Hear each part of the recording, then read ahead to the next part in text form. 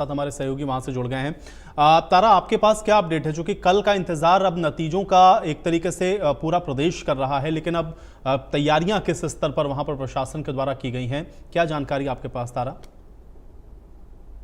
जी बिल्कुल। देखिए, हरियाणा की 90 विधानसभा जो सीटों को लेकर मतदान हुआ था 5 अक्टूबर को, और 8 अक्टूबर को जो है मतगणना होनी है, उसको लेकर सभी विधानसभा जो क्षेत्र हैं उनके स्ट्रांग रूम बनाए गए थे। और कल 8 अक्टूबर को जो है पंचकुला जिले के 2 विधानसभा क्षेत्र हैं, कालका और पंचकुला, यहाँ पर अलग अलग जो है स्ट्रांग रूम बनाए गए हैं। पंचकुला के सेक्टर 14 का जो गर्ल्स कॉलेज है वहां पर कालका का जो स्ट्रांग रूम बनाया गया है, और सेक्टर 1 का जो सरकारी कॉलेज है यहाँ पर पंचकुला विधानसभा का स्ट्रांग रूम बनाया गया है। और कल सुबह यहीं पर ही जो है मतगणना होगी। दोनों जो मतगणना केंद्र है यहाँ पर, अगर मैं आपको तस्वीरें यहाँ की दिखाऊं तो यहाँ पर जो है सिक्योरिटी के जो इंतजाम है वो किए गए हैं। 3 लेयर की जो सिक्योरिटी है, पुलिस कर्मी जो है वो गेट पर यहाँ पर तैनात किए गए हैं। उसके बावजूद जो स्ट्रांग रूम बनाए गए हैं वहां पर अर्धसैनिक बल और पैरामिलिट्री फोर्सेस के जो जवान है वो तैनात किए गए हैं।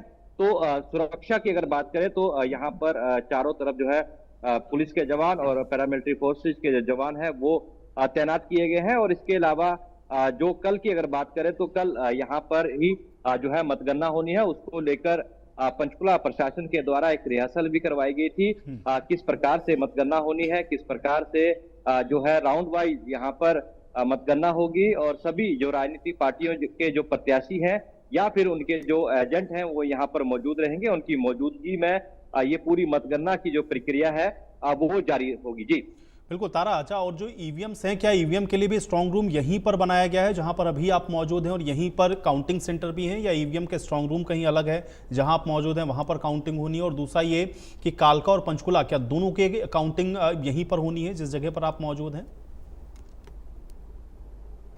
जो कालका विधानसभा है और पंचकुला विधानसभा है, इनके दोनों के जो स्ट्रांग रूम है वो अलग अलग बनाए गए हैं। कालका विधानसभा का जो स्ट्रांग रूम है वो सेक्टर 14 का जो गर्ल कॉलेज है वहां पर बनाया गया है, और पंचकुला का जो है वो सेक्टर 1 का जो गवर्नमेंट कॉलेज है वहां पर बनाया गया है। और यहीं पर ही जो है मतगणना होगी। करीब 8 बजे सुबह जो है सभी जो अधिकारी हैं, जो पोलिंग एजेंट हैं और चुनाव आयोग की तरफ से जो यहाँ पर तैनात किए गए हैं, सभी जो है वो यहाँ पर मतगणना में शामिल होंगे। और एक के बाद एक ईवीएम मशीनें, और इसके पहले जो है जो बैलेट पेपर से जो मतदान हुआ है वो खुलेगा, और उसके बाद जो ईवीएम मशीनें हैं उनसे मतगणना होगी। तो कहीं ना कहीं अगर पंचकुला विधानसभा क्षेत्र की बात करें तो यहाँ पर जो कांग्रेस प्रत्याशी हैं चंद्र मोहन बिश्नोई और भाजपा प्रत्याशी जो ज्ञानचंद गुप्ता है, उन पर दोनों में जो है कांटे की टक्कर मानी जा रही है। वहीं कालका विधानसभा में भी जो भाजपा प्रत्याशी है शक्ति रानी शर्मा और कांग्रेस प्रत्याशी जो है प्रदीप चौधरी, इनके बीच कांटे की टक्कर है। तो कल देखना ये होगा कि